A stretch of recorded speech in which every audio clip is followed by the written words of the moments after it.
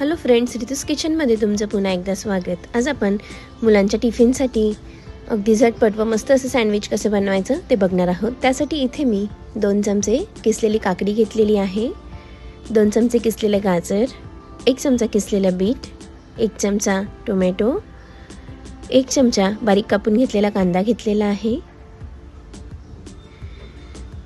हे सगळे इन्ग्रेडियंट्स आता आपण मिक्स करून घेणार आहोत। लहान मुलं शक्यतो गाजर आणि बीट खाण्यासाठी लवकर रेडी होत नाही, त्यामुळे लहान मुलांना गाजर आणि बीट खाऊ घालण्यासाठी हा एक उत्तम पर्याय आहे। बीटरूटपासून आपल्याला बरेचसे विटॅमिन आणि मिनरल्स मिळतात। ह्यामध्ये आता आपण चिमूटभर चाट मसालाही टाकून घेणार आहोत।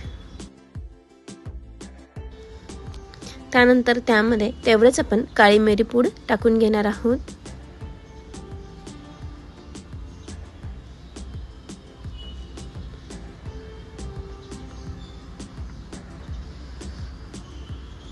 थोडंसं मीठही टाकून घ्यायचं आहे। त्यानंतर यामध्ये आपण 2 ते 3 चमचे मेयोनीजही टाकून घेणार आहोत।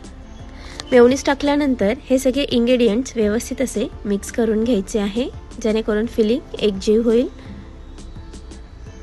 जोपर्यंत आपले सँडविच रेडी होत आहे तोपर्यंत ज्यांनी कोणी अजून रितूस किचनला सबस्क्राइब केलं नसेल तर त्यांनी प्लीज सबस्क्राइब करा, बेल आयकॉन प्रेस करा, जेणेकरून प्रत्येक येणाऱ्या नवीन रेसिपीजचे नोटिफिकेशन तुम्हाला सगळ्यात आधी मिळतील। तुम्ही बघू शकतात इथे आपली फिलिंग व्यवस्थित अशी मिक्स करून रेडी झालेली आहे। चला तर आता आपण सँडविच तयार करूया। सगळ्यात आधी सँडविच तयार करण्यासाठी इथे आपण ब्रेड तयार करून घेणार आहोत। ब्रेडचे इथे कॉर्नर्स कट करून घ्यायचे आहेत। तुम्हाला जर हवे असतील तर तुम्ही ते कॉर्नर्स ठेवू शकतात, पण मी इथे कॉर्नर्स काढून घेणार आहे। इथे आपला ब्रेड रेडी झालेला आहे। ह्याला आता आपण आतल्या साईडने दोन्ही ब्रेड्सला बटर लावून घेणार आहोत।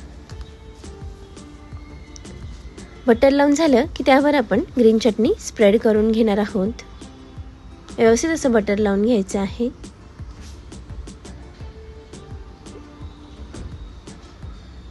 व्यवस्थित असं बटर लावून झालेलं आहे, त्यावर आता आपण ग्रीन चटणी स्प्रेड करून घेणार आहोत।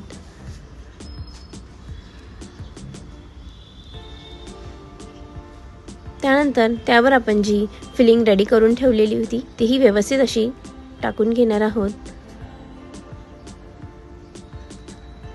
भरपूर अशी फिलिंग भरायची आहे, म्हणजे सँडविच छान लागते।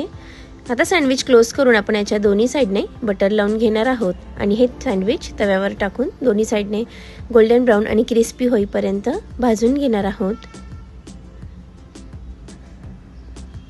एक साइड व्यवस्थित अशी गोल्डन ब्राउन होऊ द्यायची आहे, त्यानंतरच सँडविच आपण टर्न करून घेणार आहोत।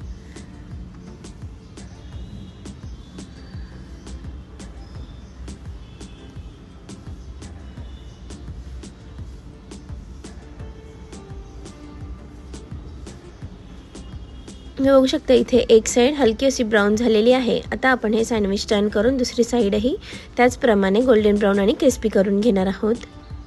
हे सँडविच तुम्ही मुलांना टिफिनमध्ये देऊन बघा, नक्कीच टिफिन पूर्णपणे मुलं संपवून येतील। खूप चविष्ट ते बघू शकतात इथे आपले क्रिस्पी व गरमागरम असे सँडविच रेडी झालेले आहे। ते आता आपण एका प्लेटमध्ये काढून घेणार आहोत।